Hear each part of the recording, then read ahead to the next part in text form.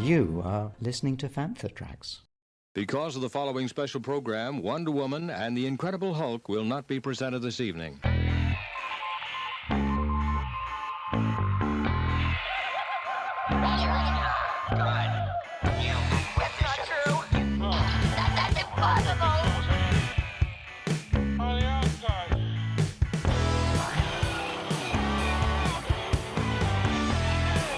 It's time to get all your Star Wars news in a single file. This is Making Tracks. Here are your hosts, Mark Newbold and Mark Mulcaster. That's not true. That's impossible. You're listening to episode 54 of Making Tracks, brought to you by the fine folk over at fanfortracks.com. My name's Mark Mulcaster, and as always, I am joined by a man who has a snarky temperament of 000. He is as motivated as R5D4, and he has the legs of L337. Mr. Mark Newbold. Blimey, that's an intro and a half. Well done. Hello, Mark. How are you? I'm good, man. Yeah, I'm all good. Yeah, how are you? How's your week in Star Wars been? It's been very good. It's been busy. I think after that intro, I need some WD-40, though. Loads going on, loads to talk about. I think we've got more to talk about in this episode than we have had for a long, long while. In fairness, I think that's your fault, because you did say after we finished recording last week, next week will be quiet. We won't have much to talk about, so we could get in a couple of listeners' questions. Well, that's not going to happen, I don't think. Not today. Thankfully, The awesome listener's question that I referred to last week is not time critical, so we can come back to that one at a later point. But yes, we will get to that ASAP. Yeah, loads of news. So much has come out. And it doesn't seem to be slowing down all of a sudden. We're sort of racing towards the next batch of Star Wars news. So, what should we talk about first? Shall we get for the housekeeping out of the way, as it were? Shall we talk about where you can now find Making Tracks? That sounds like a plan. Fantha Tracks Radio is now available on Amazon Music Podcasts. So during the week, they launched their new podcast area of Amazon Music, and Fantha Tracks is in there. So if you want to find us on Amazon, as well as in a plethora of other places, that's the place you should go. So head to Amazon Music, search for Fantha Tracks Radio, and listen to your favourite podcast on there. Mandalorian Season 2 trailer dropped, and it kind of came out of nowhere a little bit. I don't think anybody had any inkling that it was landing when it did, which kind of was quite nice, I think. Yeah, I mean, certainly people have been clamouring for it for a long time. And I don't know, there's two trains of thought in respect to trailers. Part of me didn't want one. I sort of almost wanted to wait till the 30th and just have it all fresh. But then there's got to be a trailer. And there must have been a crazy amount of hits on it, because it is one of those stop, freeze frame, what's that, who's that, where's that, It certainly got people talking. There's lots of little hints to certain things in there. I think also there's a hell of a lot of misdirection, intentional misdirection of what's in there. What did you think about it first viewing? Did it work for you? Yeah, I guess really I can understand why they wanted to put a trailer out, because it's the flagship of the Disney Plus streaming service at the moment. Very true. This is probably the most hotly anticipated Star Wars product since probably The Force Awakens. Yeah, I wouldn't argue with that. Yeah. Because, Season 1 came out the blue, didn't it, really, to many people? Yeah, exactly. And I think where they had the low expectations on their side for Season 1, Season 2, everybody's looking at it and everybody's going to be kind of picking this over and dissecting it in a number of different ways. So overall, the trailer I think is quite nice, because what it kind of does is it kind of acts as a bit of a recap to where I guess we're going to see the Mandalorian pick up his quest to find the Jedi, trying to find someone to, I guess, take Baby Yoda off of his hands. There's some nice teasers, and it's interesting. Could the ice planet be Ilum? Is that Waterworld Mon Cala? There's a lot of Quarren on there by the looks of things, so it's a good educated guess. But as you say, it could be a misdirect. We don't know. It's not like they haven't done misdirects in the past for trailers. True. And another thing that was picked up on was the scene with Mando in the sort of the back corridors, the back alleys, and there's lots of graffiti on the wall. So obviously everyone's jumping to the understandable conclusion that the shot you see of Sasha Banks with the hood up and following on from a scene with graffiti on the walls, everyone's putting two and two together, assuming it's Sabine. I'm not so sure personally. I don't know if it is. Who do you think it is? I think it's a brand new character. I don't think that character's anything to do with anyone. Okay, that's a fair point. When you look at tying the voiceover, which is done by the armourer from the previous season, that shot of Sasha lands when she mentions a Jedi. A lot of people are, maybe it's Ahsoka, but obviously, unless Ahsoka's in some kind of real heavy makeup and she's been been able to hide the Montrals, I don't think it's likely to be her. And also with Sasha Banks, I don't think Sasha Banks would play that. We've heard rumours are Rosario Dawson's meant to play Ahsoka. I wonder, based on previous things that Dave Filoni said, I wonder if it's Barriss Offee. That's possible. Obviously, she doesn't have the kind of like the face markings that her character does, but that could be easily covered up. And it's just because I can remember reading, I think it was at the beginning of this year, there's an article on the web somewhere which asked the question, what was the fate of Barriss Offee? And they quoted Dave Filoni for saying that, he didn't want her to end up caught up in Order 66. He had other plans for her. And so I'm thinking because of, obviously the hood is very similar to what she wore in the films and stuff, it might be her. Or it could be a different character. Yeah, I think the scene where you see Mando and Baby Yoda look over, and the way it's edited is to make it look as if they're looking at her. But she's not there. Yeah, I think they're two completely unconnected scenes. I'm just thinking logically, she's a former women's champion, she's a professional wrestler. You've just seen a sequence with two Gamorrean guards going at it with axes in a ring. Exactly. My head tells me she's probably more than likely in that scene. That's her scene. They'll get a professional wrestler in. I know in scenes in season 1 they approached WWE and ended up using somebody different. It's a good PR move to connect the two companies because WWE will promote it, and it doesn't hurt Disney having her in because she's got a very high profile and millions of followers on social media, and it gets people talking. She had that nice little interchange with Gina Carano online a few weeks back, and they know each other. They know each other from way back when, so I think they've trained together. So there's connections there. So it's a smart bit of business, and it gets everybody talking. We're one of many pods talking about this exact subject, aren't we? And for we know, this could line up a nice match between Gina and Sasha in the next WrestleMania, because we've seen this before with WWE. The heat starts on social media these days if it's with celebrities and stuff. So my left field suggestion, Barriss Offee, but my kind of slightly more educated guess, it could be Sabine. From the physicality that we saw of Sabine in Rebels, I think you would need either somebody who's very well versed in acrobatics, maybe parkour and stunts to play that role, or you get somebody who is able to have the slightly more on-screen presence, can still perform and probably be able to do a certain amount of their own stunts and stuff like that, So it'd be interesting to see how they do if they do bring Rebels characters in, which I hope they do. I really hope they do. I mean, we're going to talk about Squadrons later, but you see Hera in Squadrons, and we hear her in all the audiobooks, Hera in all the audiobooks, terrible. A live action Hera kind of makes sense because we know she became a general. We heard her voice in Rogue One, and she's pretty high up in the chain, isn't she? You know that she's progressed, so you kind of expect to see her. Well, Hera, exactly. I mean, and we see the Ghost at the Battle of Exegol, so whether or not it's her flying it, or if it's Jason or Ezra or just some random girl, who knows? I don't think you need to work too hard, kind of force people who maybe haven't seen Rebels to kind of go, oh well, you've got to go back and watch Rebels, because to be honest, the two kind of series can be completely disconnected like that. As long as the character is roughly kind of the same, there's going to be a translation difference between animated and live action anyway. And also, from the kind of the kids demographic to a more adult demographic, the character would change and evolve. I guess what you do is, you use that as a gateway to say, well, hey, if you want to learn more about this character, check out Rebels or check out the Clone Wars. It's weird with the Rebels characters, like I was saying, Sabine in the show bounced around like Spider-Man. I mean, she was literally like a superhero. She was all over the place. All over the place.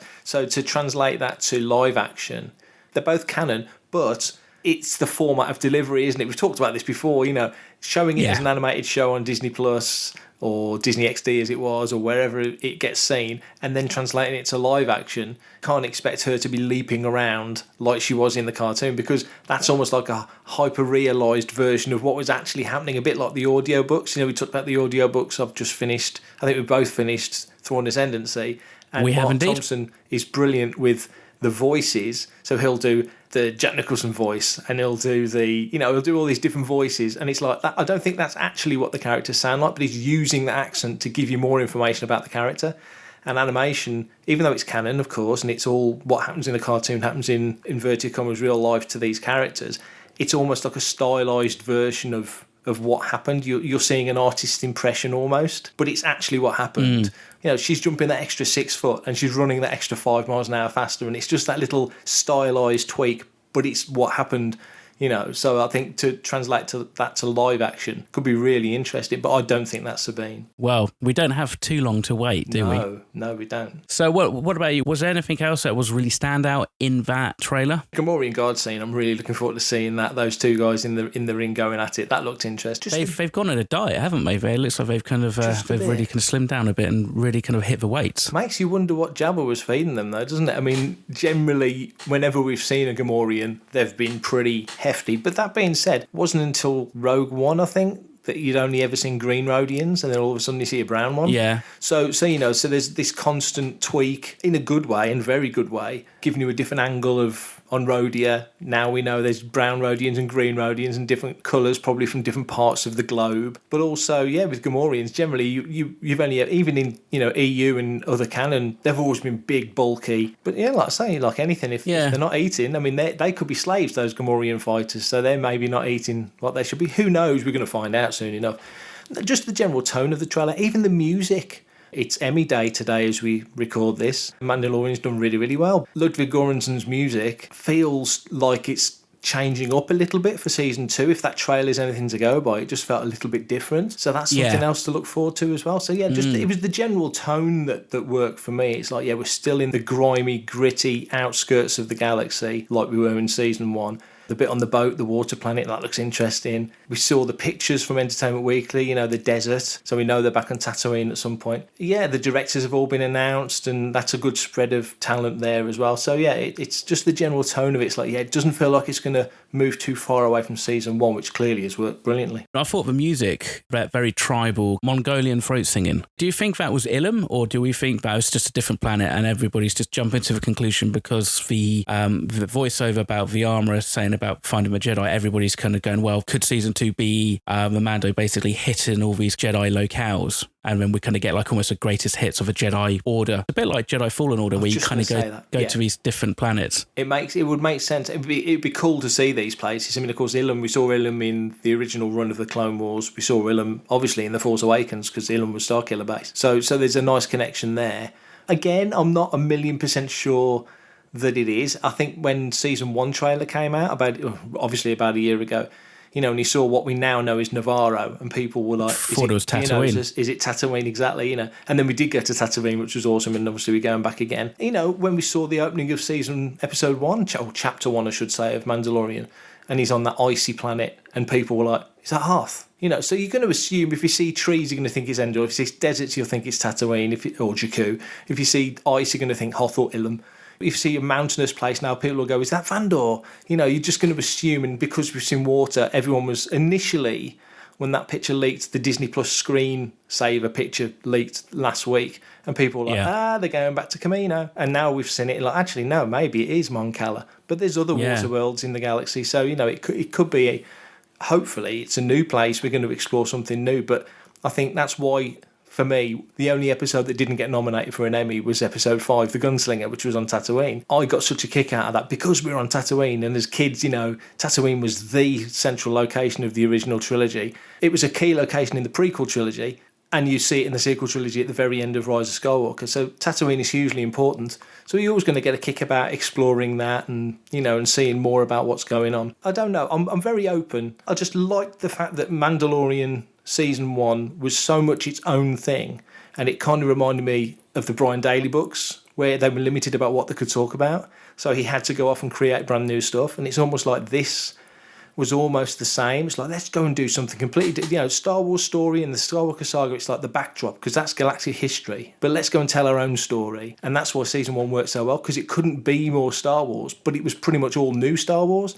Mando obviously reminds you of Boba Fett. We'll get to that in a minute. IG-11 reminds you of IG-88. There's all the waypoints that remind you very much of classic, especially Empire, that iconography, much like the sequel trilogy kept the silhouette of the TIE Fighter, silhouette of the Star Destroyer, silhouette of the X-Wing, silhouette of the Death Star in the Starkiller base. So you're familiar and you're grounded in Star Wars, but it changes certain things up. This did the same. So it feels to me like season 2, unless there's some real shock horror moments coming around the corner. And I can't wait, because on Fantha we'll be doing a weekly review of the episodes. We'll definitely be talking about it, you and me, on here. Absolutely, there's going to be so much to dig into. It's going to be fantastic. This is Steve Bloom, voice of Zeborelios, and you're listening to Fantha Tracks. Caravast. May the force be with you.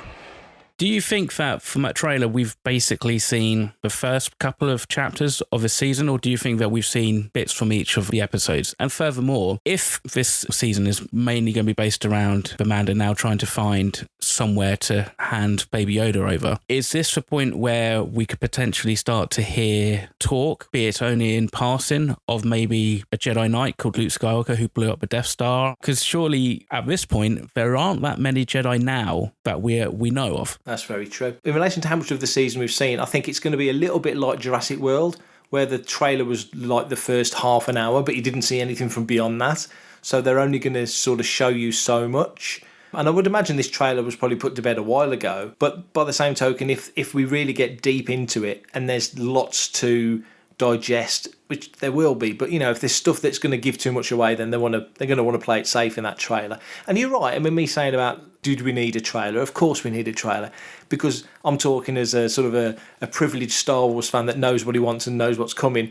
The general television watching public will subscribe to Disney Plus on the strength of a trailer like this, so of course you need a trailer.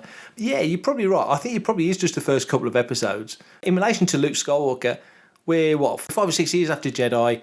We've seen the sequel trilogy, so we know that entire thread wasn't put to bed, but the galaxy at this point probably thinks it is, that the Emperor's gone, that the Empire is on its uppers. I'm listening to Alphabet Squadron, which is sort of that sort of era post-Jedi, and it's a bit of a mess, but there's still a threat. So the galaxy's a bit all over the place. In relation to Luke, when you get to the sequel trilogy era and they start talking about Luke Skywalker and Jedi Knights, it seems incredible to me that the whole galaxy seems to have forgotten that there were the Jedi. So it's like us sitting here in 2020 talking about 1990, like the Berlin Wall coming down, as if to go, did you know there was a wall in Germany and it fell? And you know, when we talk about history like it was a myth, but we're not talking about the Egyptians and the pharaohs and the Incas and stuff like that, or the Dark Ages when most history was wiped out and a lot of stuff was lost. We're talking about 20, 30 years before. So you talk to the era of the Clone Wars, when there was still, Attack of the Clones was still 10,000 Jedi around the galaxy. Okay, that's not a big number when you think there's trillions of people in the galaxy, but there's been a republic tied in with the history of the Jedi for millennia, for like 25,000 years. Understandably, on the Outer Rim, they're almost like finding a lost tribe in the Amazon. Why would they know what's going on? You'd have an alien land on Earth and go, well, that tribe in the Amazon, how can they not know what's going on in Switzerland or Russia or whatever? They're completely isolated, but they're all living in the same sort of space. So there's these weird little enclaves of people who you would understand wouldn't know what was going on widely. But generally, it seems that the history of the Jedi has been completely wiped out. I find that odd in the sense, I put it on Twitter the other day, I said, Dr. Aphra can walk into any bar and everybody knows who she is.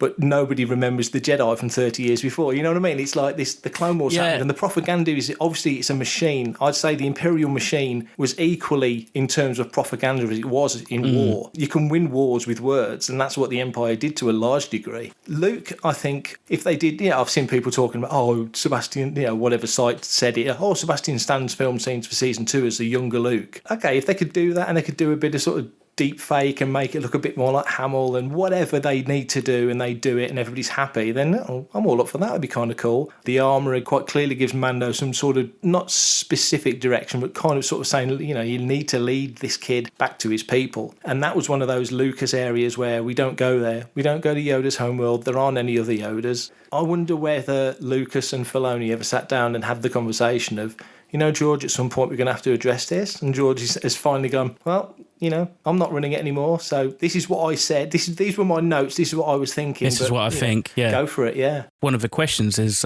when the armor is given the mandate to the Mando, is she talking about you need to find a Jedi, or is it that you need to find this child's species at its home planet? Because it could be one or the other, especially obviously with the Jedi taking the young at such a young age. It could mean the Jedi like that, or maybe it's that whole thing that actually in new canon for the notion of what a Jedi is actually comes from Yoda's species. Like they were technically the first Jedi, shall we say. And, potentially there's that whole thing. They could find the planet and it could be completely obliterated. They could find seeds that the Empire knew where it was and just completely just wiped it out. Or even earlier than that, it could have happened 200 or 300 or 500 years in the past. Well, I wonder, that's a really good point, because you kind of think, I'm thinking Attack of the Clones when Obi-Wan, thanks to Dexter, kind of figures out where Kamino is and all that. There's the map and the planets are affected by the gravity, but there's no star, so what's happened? And they figure out there's a planet there, but it's been taken off the records. I just wonder, maybe Whole Republic, that could expand. We've got Yoda in there looking very different, but it's still Yoda. And you just think, was there a scenario where Yoda had to protect his people? Did Yoda make that homeworld disappear off the map? Are they such an endangered species that there really are only because they live a long time? Yeah. Baby Yoda's 50. Yoda was 900 when he died in Jedi, and still kind of, if you think he only physically died, Yoda's still about in Last Jedi. He's whacking Luke on the head with a stick, so the end isn't the end, is it? But I just wonder whether or not there's an aspect of that. There's something to protect. And Kamino wasn't the only world taken off the maps, was it? It was an unusual thing, but how many stars in the galaxy? Yeah, exactly. I'm sure there's been other people in the past who have removed planets or whole systems just to either protect them or just protect themselves from other people. As it happens, Yoda and the Jedi aren't the only kind of myths and legends, really, that we're going to start to possibly have answers to with Mandalorian Season 2, because the whole fate of Boba Fett is potentially now going to be answered, is it not? It very much feels like the stars are aligning for that to finally happen. And you're definitely alluding to the post we put on Fantha via Boba Fett fan club that showed that the agency who are in charge of Tamura Morrison's career posted on his CV that he was a part of Mandalorian Season 2 and specifically said Boba Fett. So it's pretty much been completely...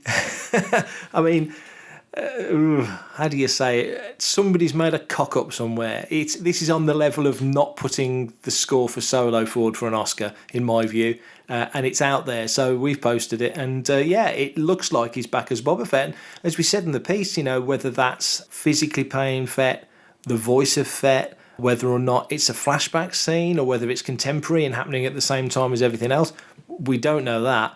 But yeah, whichever way you cut it, it's looking... Unless somebody's playing a prank, unless, something has very oddly happened, it looks like he is back for Season 2. So given that you're a guy who occasionally walks around in Boba Fett armour, are you excited for the return of Fett in the midst of this story? Do you think it'll be a flashback? What do you think?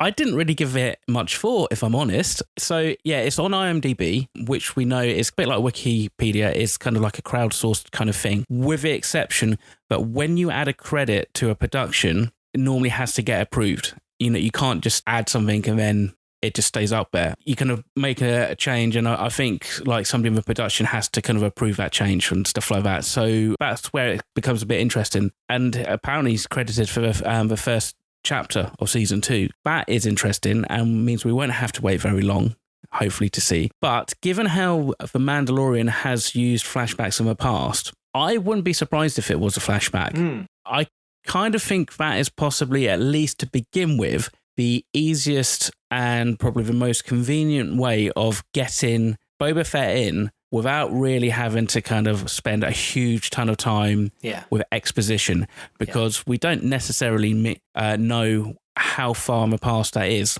It could be that it's Fett that somehow trained Din Djarin as, in his Mandalorian skills, which would be kind of interesting. I'm excited. I'm also excited to see what version of the armor they go with. Do they go with like Return of Jedi, or do they go back to The Empire Strikes Back, which is my personal favourite, or do they just do something completely different? Yeah, maybe it's a new, different armour and they don't necessarily name him outright as Boba Fett, but it's kind of left for the viewers to make their mind up. So I'm interested. What's your thoughts? What do you reckon? Yeah, I'd love to see Fett come back, because obviously he was so... And people say it as a dig, but I almost see it as a positive, in that you didn't see him in action that much in the original trilogy. His legend built up through books and comics, but also his legend built up through reputation.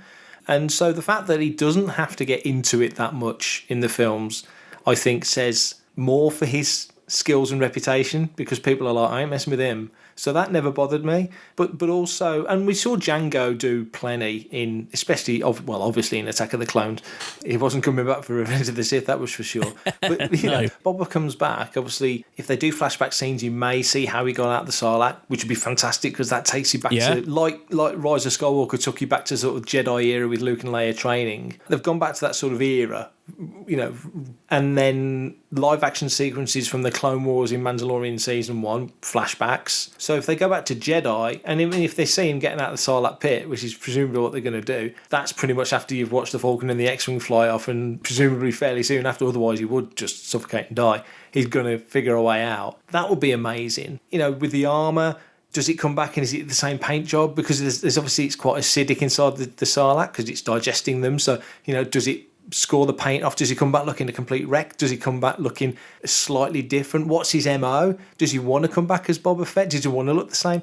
And also, I think people are thinking that if Boba comes back, he'll be an adversary. Maybe he'll come back as an ally. Maybe, like you say, he trains Din to a certain degree, although I think Din's fairly, you know, he's Pedro Pascal's in his 40s, so I don't see Din as being somebody that's kind of new to this. He's got his reputation already at the start of Season 1. He's already a known entity.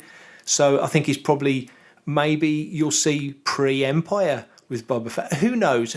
Yeah. The options really are wide open. And it could put more flesh on the bone to Fett's relationship to the rest of the Mandalorians, because that is a constantly evolving scenario of what they are. Now they're a culture. Now you don't have to be born on Mandalore to be a Mandalorian. It's become like a culture thing, hasn't it? It's beyond what it was before. Yeah, it's a way of life, isn't it? It's an ethos. Back in the day, all the stuff about Fett back in the 80s and through to the 90s, Fett, Mandalorian, Mandalore, Bantha Skull, you know, Mythosaur, all that stuff, it was all Boba Fett. So it'll be very interesting to see how they play it. And I think with Jedi, you know, yeah, it was a lousy way to go out in Jedi. I just think everybody has a bad day, you know, and that was Fett's bad day, you know.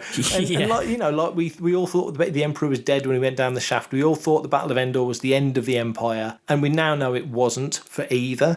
You know, when Darth Maul can get chopped in half and fall down a lift shaft, why assume Boba Fett died when his backpack failed and he fell into a Sarlacc pit? You know, it's not like it was chewing him up. He went down a great big wide open hole. It's quite feasible to think that he got out. Not like in the Marvel comics when the Sandcrawler falls in the Sarlacc pit, but still, you know, it's quite feasible to think that he would have escaped. So yeah, I'm all up for it. I think it's going to be phenomenal if they do that. No one's ever truly gone, as we keep on finding out in the Star Wars universe. I'm Gareth Edwards, and you're listening to Fantha Tracks Radio.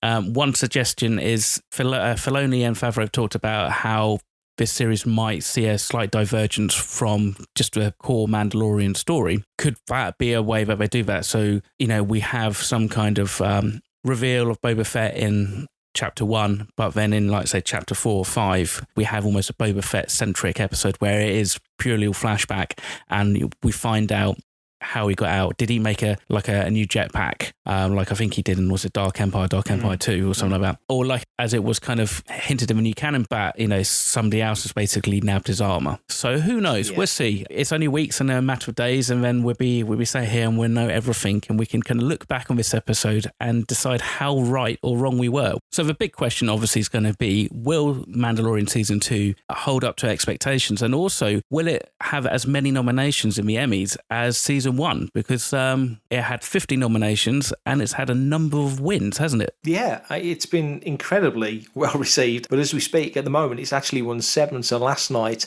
Ludwig Göransson won the Emmy for the best score, and it also won for best stunts as well, which is something that the Oscars really needs to get busy with and put in a stunt category. It's ridiculous that it hasn't.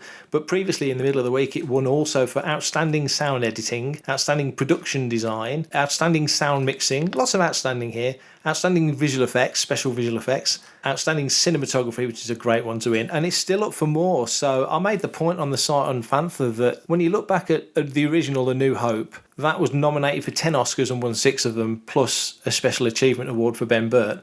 Mandalorian was nominated for 15 Emmys. Of course, there's more Emmys to win than Oscars, but was nominated for 15 and has already won 7. What do you think to that? Just briefly, that this new venture, this new live-action venture, and of course there's been live-action Star Wars before, obviously Ewoks and the holiday special, let's not forget that. But this show to come out, do what it's done, and not only nail it so well from every conceivable angle, but to get the nod from the Emmys like this, in the way that the Oscars now seem to just completely ignore Star Wars in terms of music, in terms of visual effects. Star Wars just doesn't seem to get a sniff anymore, whereas the original trilogy, it won so many. What do you think? Do you think that's well, it's obviously a good tick in the box, isn't it? Oh, it's a massive tick in the box, which is great. And congratulations and well done to everybody involved. It's definitely a matter of big American awards. There's politics and behind the scenes stuff going on. I just wonder if Star Wars films just now, in the eyes of the Academy anyway, but deals with the Oscars, if they're just now seen as another Star Wars film. And I suppose for theatrical movies, where the level of effects, especially in recent years, it's very hard to pull out one standout CG moment, a new thing. All the Marvel films and DC and plus everything else that uses effects orientated production start to kind of almost blend and blur together. For TV, this is really a groundbreaking kind of moment. It's a watershed moment, I think, in television production, or shall we say cinematic production for the smaller screen, because The Mandalorian isn't just a TV show. The cinematography is outstanding in the first season, and from what we saw of season 2's trailer, it looks outstanding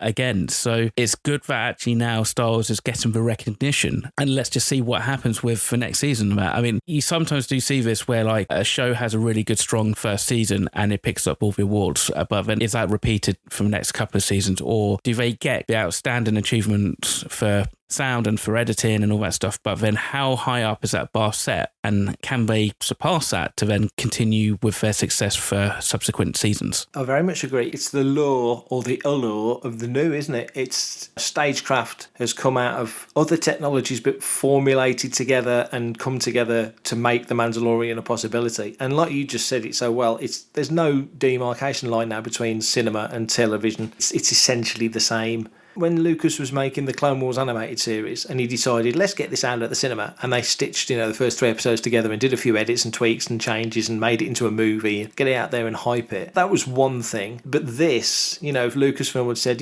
we've decided we're going to put the first 2 episodes in the Mandalorian. I mean, it wouldn't have worked doing it like that. You couldn't have had the first episode and then the second one with the Sandcrawler. It wouldn't have worked as a film, but you know what I'm getting at. No. If they'd have made some kind of... You could probably do the first 3 chapters, but then even that would be quite a short film. It'd be interesting to bolt chapters 1, 2 and 3 and then 7 and 8 together to see how that actually would work as a single standalone film. Sorry, I digress and interrupted you. You crack on. No, it's fine. In terms of quality, visual quality, all those technical elements, let's say, it would have worked on the big screen. That the definition and the quality is clearly more than up for it, for throwing it up on a 90-foot wide screen or whatever the size of screen would be. You know what I mean? That's there. So that demarcation line has gone. I think this marks the real sea change. The Mandalorian is a series. You go and see a film at the cinema. You see it at the cinema a couple of times if you love it, but the rest of your life you're going to watch it on television. If you watch a television show, you'll never see it on the big screen. But you watch The Mandalorian and you know that they could if they wanted to. If they decided, we're going to do the old, as a tribute to George, we're going to do the old Republic serial thing where you can go and see a major Disney movie, but if you turn up half an hour early, you'll get an episode of The Mandalorian beforehand, sort of thing. And they could put it on the screen and people would just watch it and just dribble because it's a movie. These are movies. These are movies made for television. They're not television movies. They are movies that are shown on television. You know what I'm saying? So I think that's the big change. When it comes to season 2, we talked about it last week. They've built these new stagecraft volumes, one at Pinewood, one at Fox Studios in Sydney, another one in LA, that are apparently the next level of stagecraft. They're bigger, the definition's better. It's what we talked about ages ago. It's what Hal Hickel talked about when he was on the show. It's like the tech's only going to get better, so the definition will get better, and the room will get bigger, and everybody wins because it's incredible. And it's going to start having a very, very positive knock-on effect for the wider industry. Maybe not for certain people in certain jobs. I think location scouts might be looking for another job, but generally it's going to give them so many options in a world where there's now multiple platforms. Peacock's out there, Apple's out there, Netflix. Talk all day about the different avenues for getting content out there. And content is king more than ever because they all want original content. That's what WWE does so well. They're knocking out 8 or 9 hours of original content every week, and people want new content all the time. UK Gold's always going to do well with repeats because certain people want the comfort food of watching stuff they've seen before, but generally advertisers want new stuff. So this completely plays into that. So I think it's almost broader than just, good grief, didn't The Mandalorian look amazing and weren't the effects fantastic? It's almost like if they did a special achievement award at the Emmys, like Ben Burt won it for Star Wars for the sound, ILM would win it at the Emmys for the visual effects changes, the sea change that's just happened. So I think it's tremendously big. I can imagine season 2 it'll do well, but I can't imagine it winning as many because, it's the same thing again. But then by the next Emmys, maybe, or maybe not the next one, but the one after, maybe you'll be looking at, Cassian's been nominated, Kenobi's been nominated, Bad Batch have been nominated. There's different nominations, not just Mando then. You're listening to Fantha Tracks. Flip through the galaxy of literature with Cannon Fodder hosts Ryan Cameron, Matt Booker, Mark Newbold, and Mark Mulcaster. Count me in. Spin round the rim with Desert Planet Discs. Your musical journey through the space lanes with your hosts, Carl Bayless and Greg Robertson. The hottest tunes this side of Mos Eisley. Get the latest news, interviews, reviews, and much more on Making Tracks with your hosts, Mark Newbold and Mark Mulcaster. Like an Ewok battle wagon out of control. Join hosts Claire Henry and a rotating panel of guest hosts for the podcast that's full of hope. Planet Leia. I love you. I know. It's time to head south with the Fantha from Down Under, Adam O'Brien. Oh, g'day, mate. How you going? Start your engines with Paul Naylor and Mark Newbold as they lift the hood on starships, airspeeders, swoops, capital ships, and more from across the cosmos. And for everything in one location, daily news, reviews, interviews, podcasts, video, and social media feeds. Bookmark fanthatracks.com for Star Wars news 24/7, 365. Anthony Daniels is back, and this time he is lending his voice to the ILM XLab VR experience, Tales from a Galaxy's Edge, which will allow gamers to explore the wonderful world of Batuu and Black Spire Outpost with the interactive experience coming to VR headsets later this year. I think that's wonderful news. He clearly wasn't done with 3PO when Rise of Skywalker was finished. I think he's done as 3PO getting into the suits. I would not be at all surprised if he never put that metal thing on again, and I don't think he would lose any sleep over that. But being the voice and the heart and soul of 3PO, I think that's got a lot of mileage in it. And this is just sort of the first post-Skywalker saga example of that. Having him in it just validates it. There's other people who've tried to do the voice over the years. You listen to the old book and cassettes, there's some guy doing some weird 3PO version in that. And there's been other bits and bobs, but generally it needs to be him. Not many people, if any, can do a legit 3PO because he's got his own way of speaking and his inflections and his pauses and just everything about it is just so uniquely him, weirdly more than most actors. You can listen to Perry King as Han Solo and buy it, watch Alden Ehrenreich as Han Solo and buy it, even though most people say it's got to be Harrison Ford. It's a bit like Indiana Jones. It doesn't have to always be Harrison Ford. There's been lots of actors have played Indy in major productions. 3PO, and it's not Anthony. And so for this, and also coming into Tales from Galaxy's Edge, the next ILM XLab project, which looks tremendously exciting. And also they've announced that Yoda's going to be in it as well.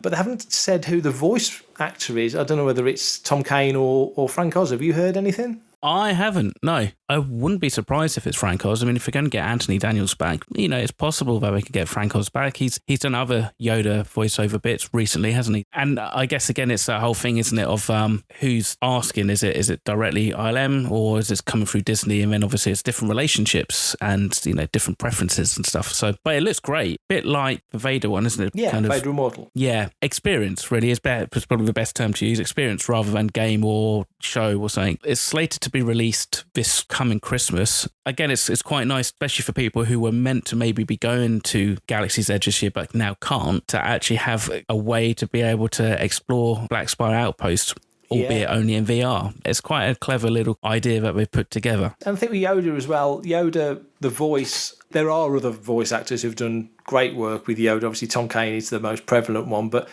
and we've mentioned him already today, Mark Thompson does an absolutely bang-on Yoda. So there are other people. But then doing Yoda, it's doing a voice, isn't it? It's an impersonation. There's a beat and a flow to it that can be replicated, but I think just Anthony Daniels' voice is so unique. You know it's him, and nobody I've heard has ever really duplicated that or replicated that. And just having him involved, right back to the original, back to 75 really, if you think about it, 45 years associated with Star Wars now. So having him in is fantastic. You mentioned Galaxy's Edge.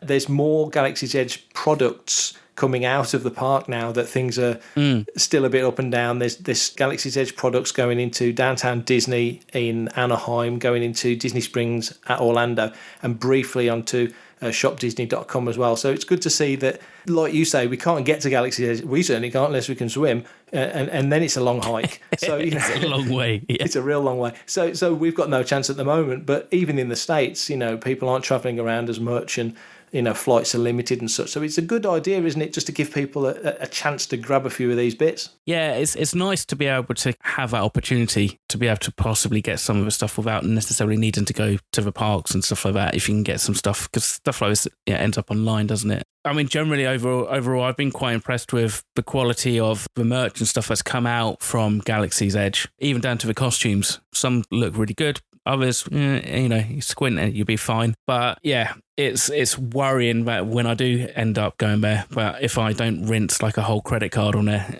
my girlfriend might have other things to want me to spend money on. But hey, it's very difficult for us to get out there, isn't it, sometimes? It is. Because we didn't have Celebration. I mean, that would have been a month behind us now, nearly. All these announcements, we've just talked about the trailer and all the other things like this.